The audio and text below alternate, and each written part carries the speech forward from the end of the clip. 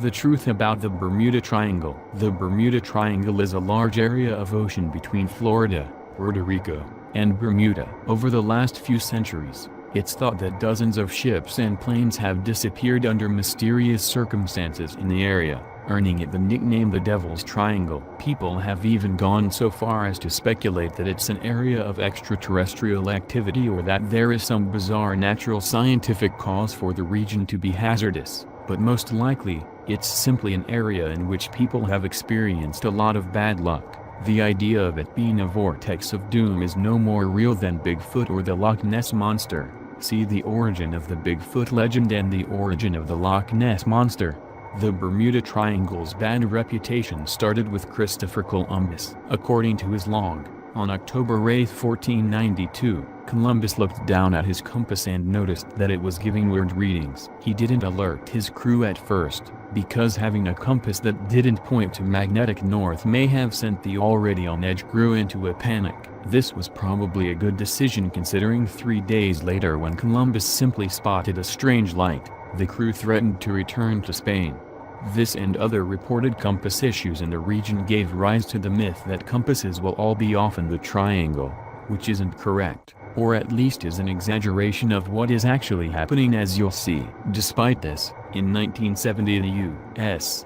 Coast Guard, attempting to explain the reasons for disappearances in the triangle, stated, "First, the Devil's Triangle is one of the two places on Earth that a magnetic compass does point towards true north. Normally it points toward magnetic north. The difference between the two is known as compass variation. The amount of variation changes by as much as 20 degrees as one circumnavigates the Earth. If this compass variation or error is not compensated for, a navigator could find himself far off course and in deep trouble." Of course, despite this now being repeated as an explanation for disappearances in the triangle on numerous documentaries and articles since then, it turns out magnetic variation is something ship captains, and other explorers, have known about and had to deal with pretty much as long as there have been ships and compasses. Dealing with magnetic declination is really just navigation by compass 101 and nothing to be concerned about, nor anything that would seriously throw off any experienced navigator.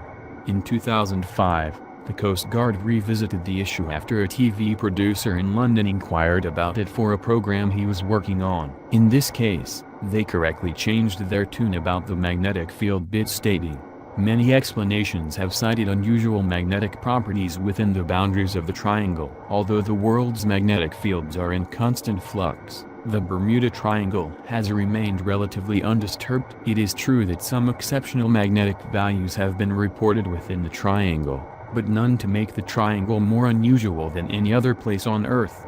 The modern Bermuda Triangle legend didn't get started until 1950 when an article written by Edward Van Winkle Jones was published by the Associated Press. Jones reported several incidences of disappearing ships and planes in the Bermuda Triangle, including 5 U.S. Navy torpedo bombers that vanished on December 5, 1945, and the commercial airliners Star Tiger and Star Ariel, which disappeared on January 30, 1948 and January 17, 1949 respectively. All told, about 135 individuals were unaccounted for, and they all went missing around the Bermuda Triangle. As Jones said, they were swallowed without a trace. It was a 1955 book, The Case for the UFO, by M.K.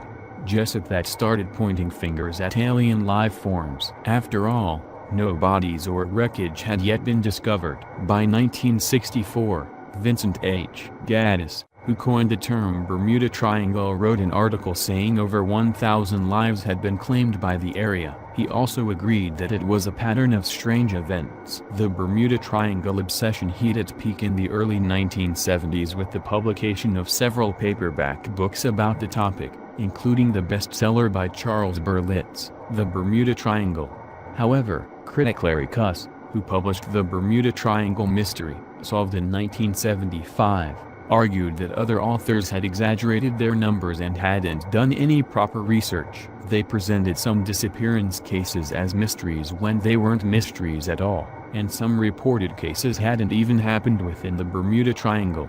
After extensively researching the issue, Cuss concluded that the number of disappearances that occurred within the Bermuda Triangle wasn't actually greater than in any other similarly trafficked area of the ocean, and that other writers presented misinformation, such as not reporting storms that occurred on the same day as disappearances, and sometimes even making it seem as though the conditions had been calm for the purposes of creating a sensational story. In short, previous Bermuda Triangle authors didn't do their research and either knowingly or unintentionally made it up. The book did such a thorough job of debunking the myth that it effectively ended most of the Bermuda Triangle hype.